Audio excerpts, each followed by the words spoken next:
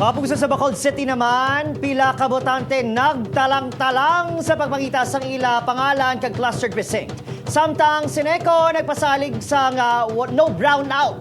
Wala ko no brownout nga magluntad subong nga adlaw. Yaring balita nga aton gitutukan. Diri sa Mandalagan Elementary School kung sa di nagdagsa ang hindi magdubo sa 15,000 ka mga botante sa barangay kag SK elections. Na-eksperyensya ng pagtalang-talang, ilabi na sang mga naayawan pangita sang ila pangalan. Mismong principal sa eskwelahan, aminado nga wala sang nagagiya sa mga botante. Kadamo sa nagareklamo nga ang ilang ngalan nagkaladula nga nakabuto man sila sang nagligad lang.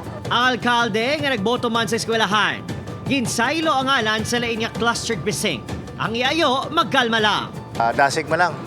Diri ganito, jutay lang di ang pila. I think ang system is in place. Kabalo naman ta kung how to go about it. Ang barangay Mansilingan naman, nga may pinakadamo nga registered regular voters, nga may 24,165.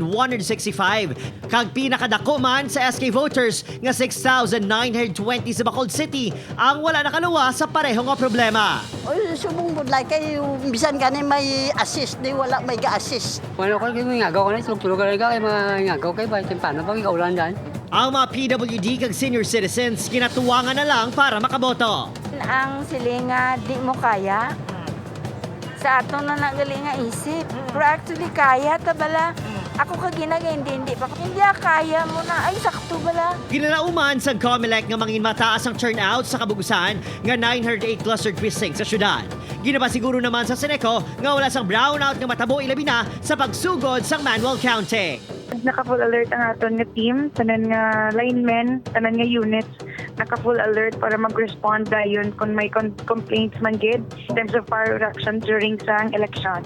Opo, Kiril Casillo, Adrian Priatos, 1 Western Visayas.